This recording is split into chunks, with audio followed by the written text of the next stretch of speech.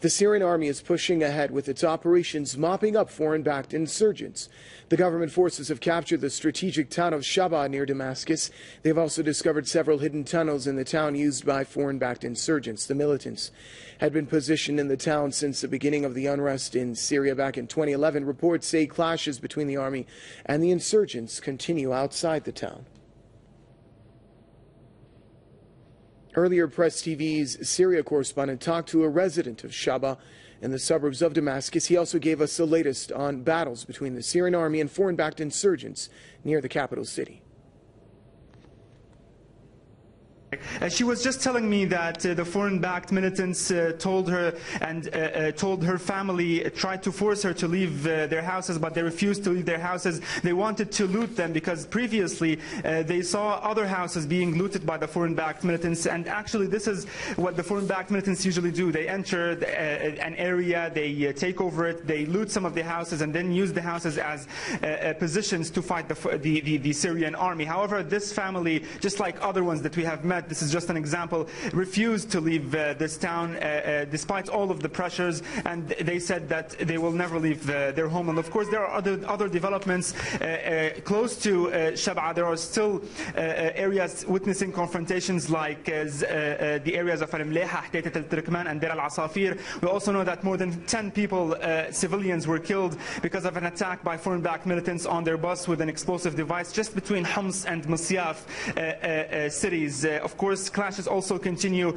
across the Damascus countryside, mainly Jobar, Qaboon and Berze, where foreign-backed militants continue to try to attack and infiltrate into the city. However, they are being confronted by the Syrian army forces. In Syria, at least 19 people have been killed in a roadside bomb in the central province of Homs. The explosion targeted a bus in the village of Jaburin. At least 4 people have also been wounded. No group has yet claimed responsibility for the attack, but similar violence has been blamed on foreign-backed militants in the past. Syria has been the scene of deadly clashes between government forces and insurgents. Since 2011, more than 100,000 people, including civilians and security forces, have been killed during the clashes.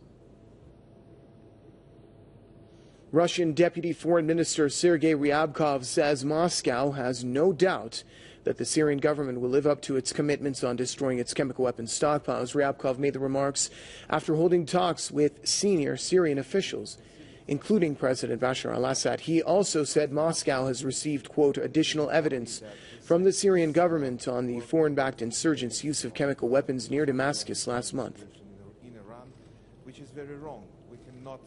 As the envoys of the 5 permanent members of the UN are discussing a resolution backing a U.S.-Russia plan on Syria's chemical weapons, reports coming from the 2 capitals reveal a widening rift among them. Based on the plan hammered out last weekend, Syria is supposed to disclose its arsenals within a week and eliminate them by mid-2014. The Council members have consensus on the disarmaments, but there are key disagreements over the wording of the resolution.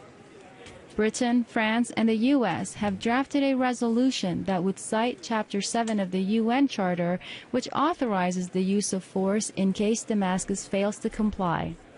But Moscow says any resolution supporting the deal for Syria to scrap its chemical arms should be limited to that purpose. Any attempt by Western countries and the UN Secretariat to speak about the possible adoption of a resolution based on Chapter 7 of the UN is ungrounded. The disagreements were highlighted at a meeting between Lavrov and his French counterpart Laurent Fabius in Moscow on Tuesday.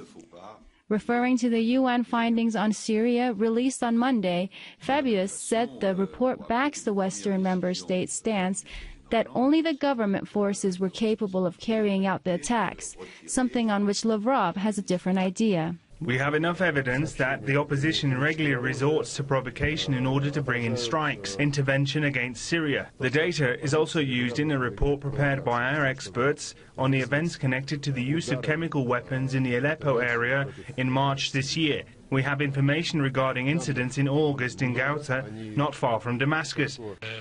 Meanwhile, Damascus stands firm that foreign-backed insurgents were behind the controversial chemical attacks, adding that despite the West's account, Syria is not the scene of civil war.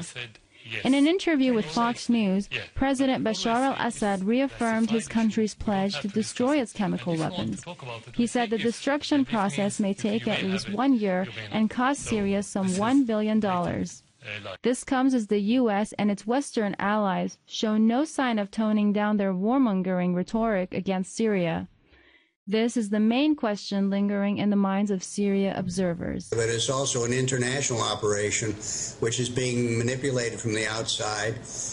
The focus of all the al-Qaeda forces worldwide have been going into Syria with the support of Saudi Arabia and Qatar in an attempt to overthrow the Assad regime. It's kind of a global surrogate warfare in which the Saudis and Qatar really want to undermine a nation in the region which has been allied with Iran, which for them is really the target.